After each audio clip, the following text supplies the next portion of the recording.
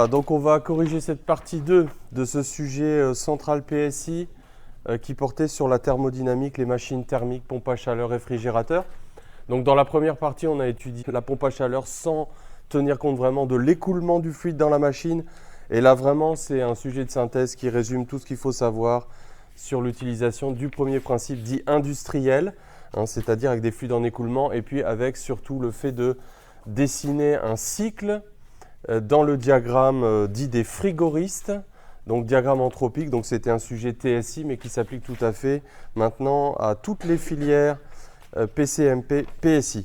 Alors, comme d'habitude, je ne lis pas en entier tout l'énoncé, mais on va commencer directement par le vif du sujet. Je ne relis pas la description du cycle non plus, je n'en ai pas le temps, donc je vous encourage vraiment à prendre connaissance de l'énoncé.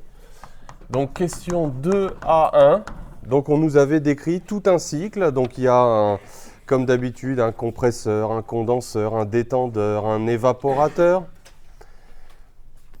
Alors, pour quelle raison obtient-on une température constante dans le seau de gauche? Donc en lisant l'énoncé, on comprend que le seau de gauche c'est la source froide.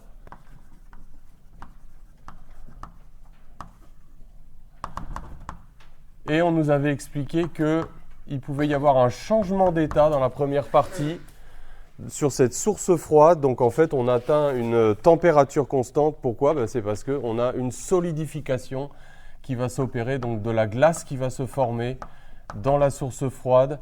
Et donc on sait qu'à pression constante, la température de changement d'état est constante et elle va être égale à 0 degré Celsius.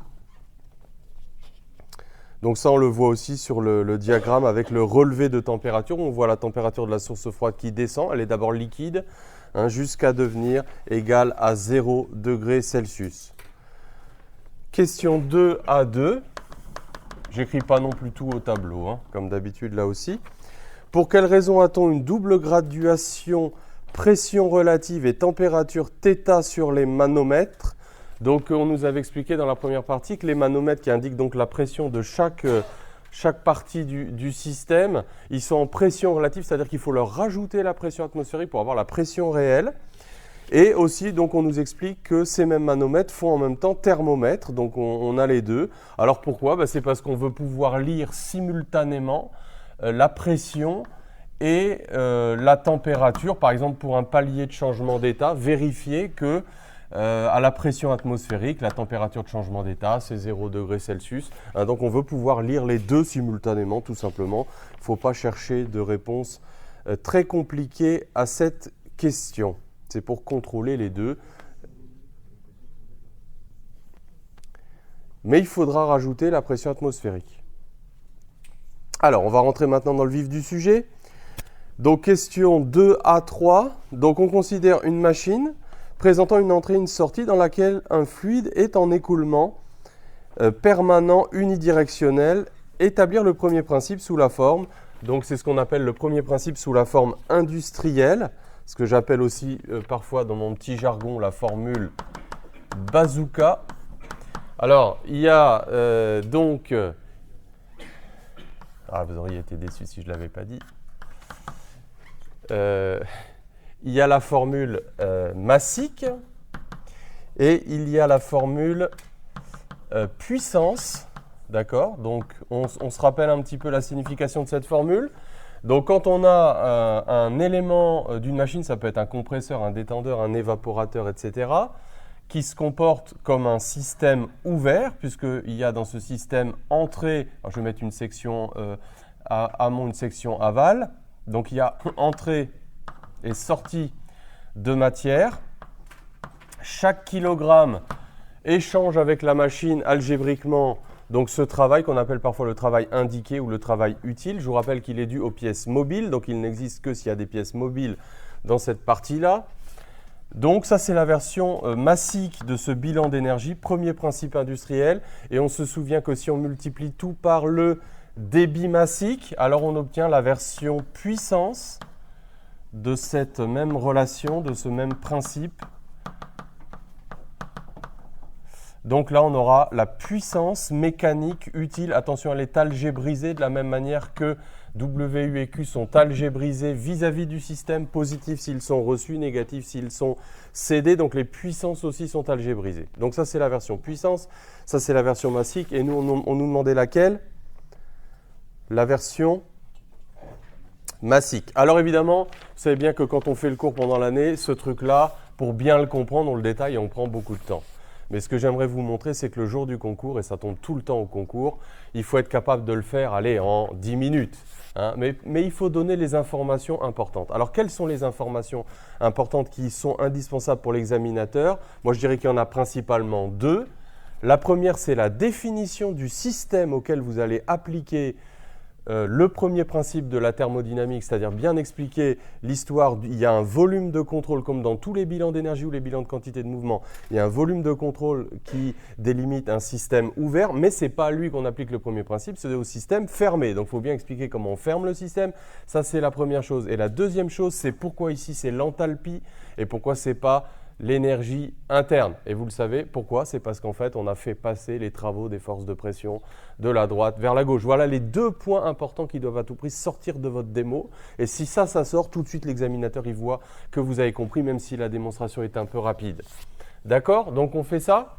Alors, il faut expliquer ce qu'on fait, comme dans tous les bilans. 1, expliquer ce qu'on fait. 2, définir le système auquel on applique le premier principe.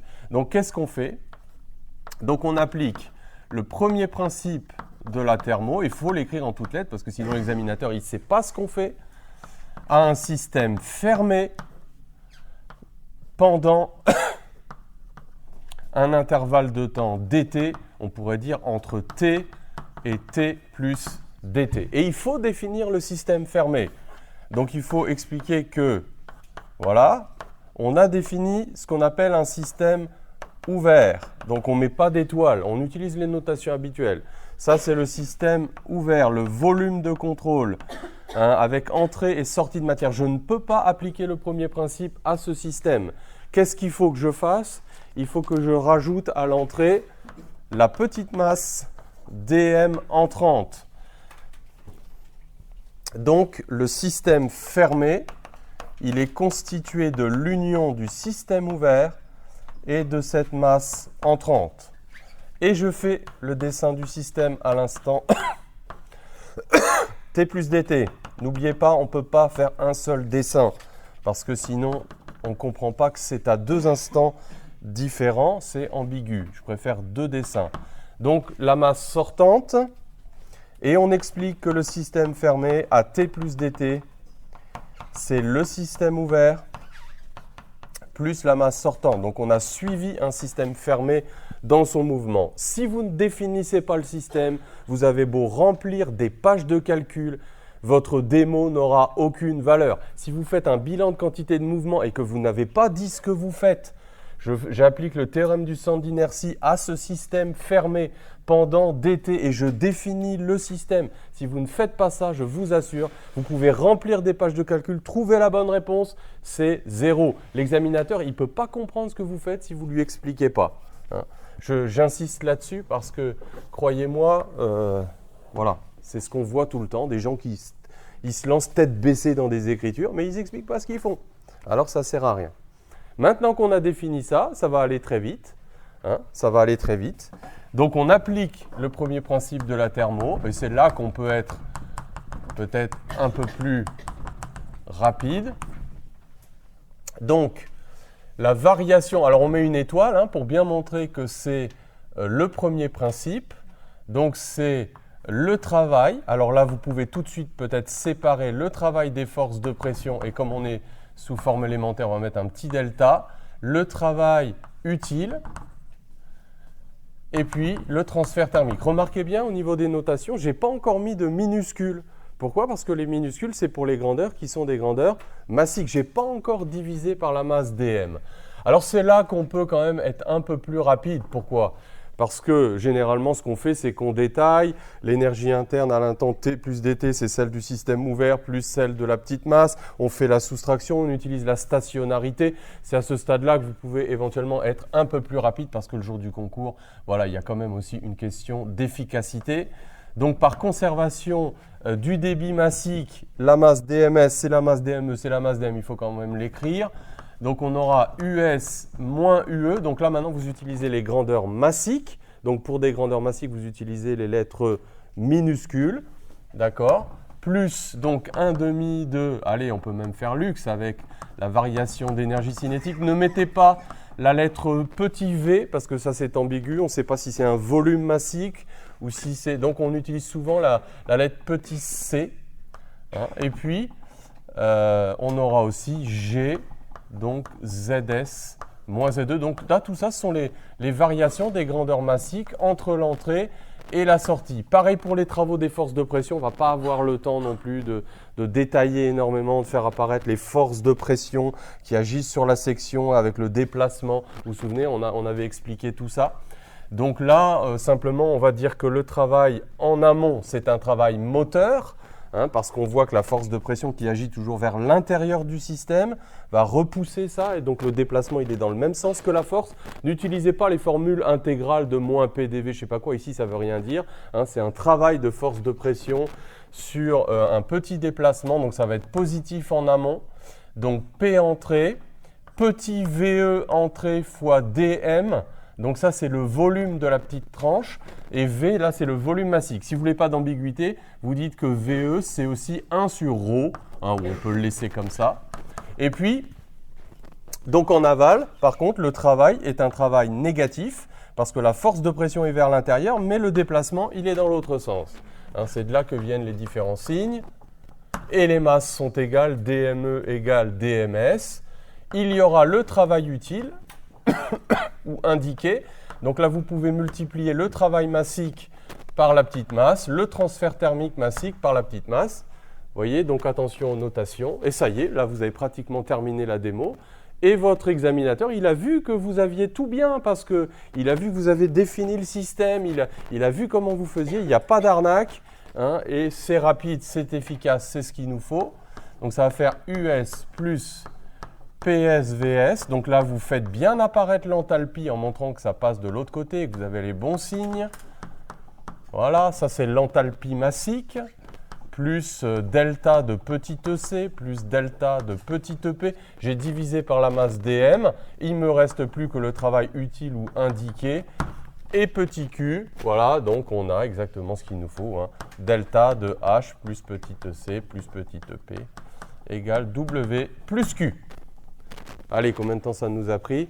Vous avez vu? À peu près 10 minutes. C'est le minimum syndical. Il faut peut-être rappeler quand même la stationnarité de l'écoulement, hein, qui permet évidemment d'éliminer les grandeurs dans le volume de contrôle à chaque fois. Hein, ça, il faudrait le mettre quand même avec une petite phrase, rappeler le rôle de la stationnarité. Mais il ne faut pas y passer plus de temps que ça le jour du concours, y compris à l'oral. Il faut être capable de faire ça rapidement. Alors, on avance. 2 à 4. On s'intéresse au détendeur. Donc maintenant, vous connaissez bien le refrain. Cette formule bazooka, on va l'appliquer à chaque élément de la machine, compresseur, détendeur, évaporateur, etc. Donc on va faire ça. Donc il s'agit d'un organe sans pièce mobile. Tout ça, ça nous dit tout de suite. Ah, il n'y aura pas de travail utile.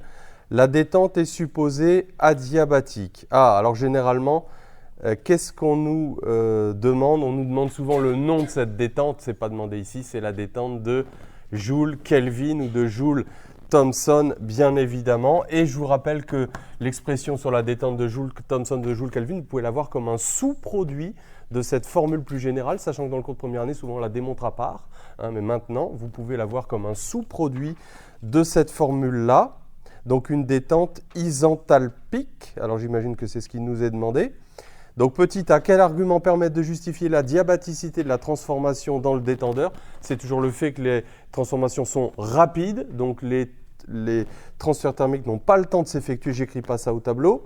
Montrer qu'une fonction d'état massique se conserve au cours de la transformation, là aussi on connaît ça par cœur, c'est la détente de Joule Kelvin, c'est l'enthalpie. Alors comment redémontrer que ça se conserve? Donc là on peut dire que c'est parce que c'est rapide, il faut faire une phrase en français.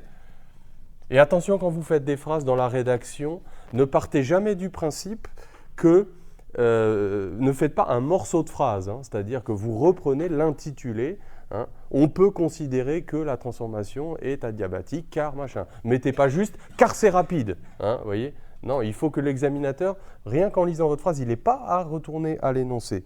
D'accord? Ça, c'est très important pour la rédaction. Alors, montrer qu'une fonction d'état massique se conserve au cours de la transformation, eh bien, vous reprenez la formule du dessus. On ne va pas faire de démonstration spéciale pour la détente de Joule-Kelvin. C'est adiabatique, il n'y a pas de pièce mobile. Vous expliquez aussi à chaque fois hein, les raisons pour lesquelles voilà, ça s'annule. Il n'y a pas de variation d'altitude. Les tuyaux ont une section constante, donc par conservation des débits, les vitesses sont les mêmes dans les tuyaux à l'entrée et à la sortie. Et donc on se retrouve avec delta H égale 0. Et ce sera du plus bel effet que vous puissiez écrire que c'est une détente de Joule-Kelvin ou de Joule-Thomson. Hein, c'est le même monsieur, Lord Kelvin. Et voilà, vous pouvez le dire, ce n'était pas demandé. Alors 2 à 5. On va s'en servir tout à l'heure, bien sûr, pour tracer le diagramme. On s'intéresse au compresseur. L'évolution du fluide peut être considérée comme isentropique. Ah, tout de suite dans notre tête, isentropique, ça fait penser à quoi? Hein, on a une jonction directe dans notre tête. Isentropique égale adiabatique réversible. Ça, c'est bien. Quels arguments permettent de justifier l'isentropicité de la transformation 1 vers 2 dans le compresseur? Donc justement, on vient de le dire, vous pouvez réécrire le second principe de la thermo. Petit a, delta S égale SE plus SC, positif ou nul, strictement positif si c'est irréversible, égale 0 si c'est réversible. Donc là, je travaille sur des grandeurs massiques. Si c'est 0, parce que c'est réversible, et ça c'est 0 parce que c'est adiabatique. Hein, donc il faut les deux pour une transformation isentropique. Attention, on ne pourra appliquer la loi de Laplace que si l'on a affaire à un gaz parfait. Hein. Mais bon, ce sera peut-être le cas ici d'ailleurs, je ne me souviens pas, on va voir après. Je crois que oui, mais je ne sais pas si on aura besoin de la loi de Laplace vraiment. Alors calculer le travail indiqué WI, ah oui on ne l'appelait pas utile, hein, on l'appelait bien indiqué, reçu par le fluide de la part du compresseur commenté. Alors là, on ne va pas faire de gros calculs justement en remontant à la loi de Laplace. Quel est l'intérêt? L'intérêt, c'est d'appliquer toujours notre petite formule bazooka en regardant quels sont les termes qui interviennent dans ce bilan. Alors, on ne nous parle pas de variation d'altitude, on ne nous parle pas de variation de section de tuyau qui ferait varier la vitesse d'écoulement. Hein, donc, on n'a que H. Et donc, le travail I de 1 vers 2, donc ce sera delta H de 1 vers 2, c'est adiabatique. Donc, il n'y a que du travail indiqué. Donc, il suffit d'aller calculer delta H. Et on avait les delta H dans le tableau, me semble-t-il. Hein, on avait bien H1 et H2. Donc, ça va nous donner 430 moins 408, donc 22. Alors, c'est en quoi? C'est en kilojoules les unités. Donc, kilojoules par kilogramme. Attention, toute application numérique sans unité appropriée n'a aucune valeur. Hein, si vous dites 22, eh bien, 0. C'est dommage. Commenter, c'est positif.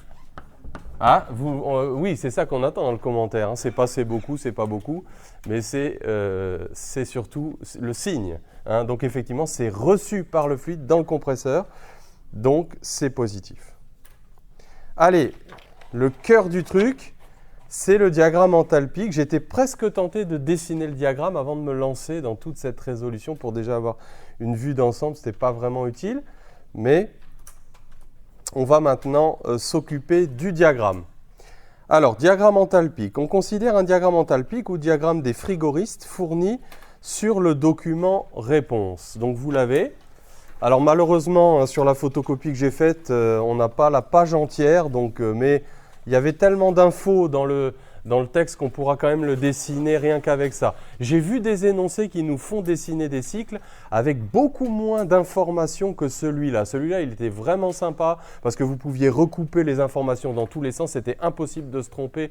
Des fois, certains s'amusent à faire un même énoncé avec le même cycle, mais vous savez, en donnant le minimum d'infos, hein, en donnant quelques indices de détective, il faut vraiment lire entre les lignes, on ne sait pas où commencer le cycle. Là, c'était vraiment très très sympathique. Il y avait vraiment plein d'infos, on ne pouvait pas se tromper. Alors, commenter l'allure des isothermes dans chaque domaine. Je vais le dessiner ici, je vais faire un schéma, de principe. Donc, je vous rappelle que ce diagramme des frigoristes, en fait, c'est un diagramme où on met log de P et où on met H ici. Mais comme d'habitude, quand on a du papier semi-log, en fait, ici, on vous indique les valeurs de P directement sur le papier. Alors malheureusement, elles ne sont pas passées à la photocopieuse, mais on va voir que rien qu'avec les températures, on va s'en sortir. On n'a besoin que des températures pratiquement.